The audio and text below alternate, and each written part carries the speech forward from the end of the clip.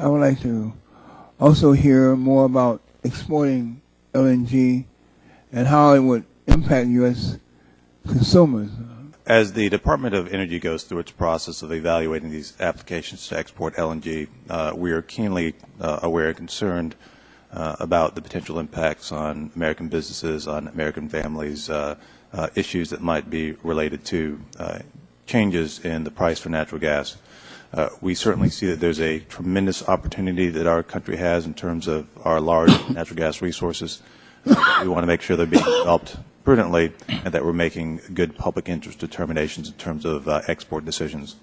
As part of that, as I mentioned in my oral testimony, when we put out the Sabine Pass order, the Department of Energy declared that it would consider the cumulative impacts of LNG exports, which was the reason why we commissioned a comprehensive study that looked at not only impacts here in the United States, but also the global market's capability of absorbing LNG into other markets internationally.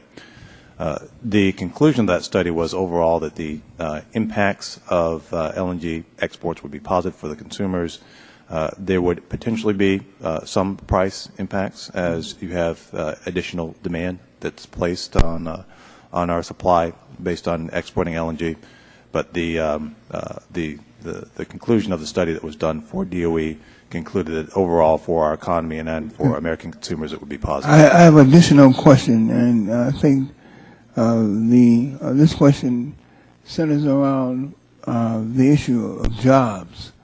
Would there be an overall gain or loss in manufacturing jobs and other types of employment if we started exporting LNG? And how would exporting LNG impact jobs overall in the U.S.? And you and any of the other witnesses can chime in on this, the answer to this.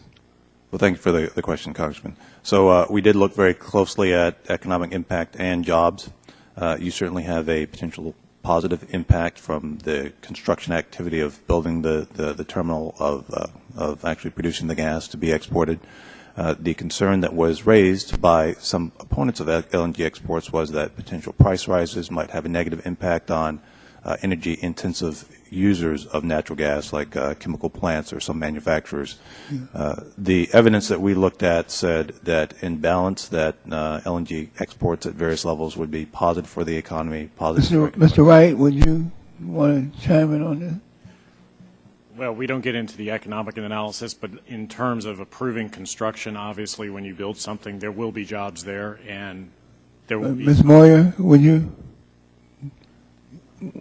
Certainly, when we're evaluating applications from a private entity for a facility, we look at cost implications. We aren't looking at economic benefits and detriments. We don't have any infrastructure for any of this, right? And the question is, where is the infrastructure going to come from, and how much will it cost?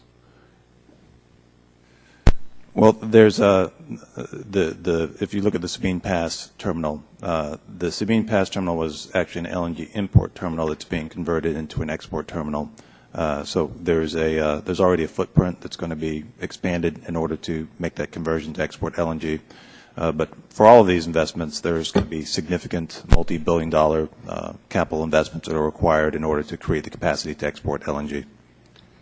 Gentleman's time has expired. This time, recognize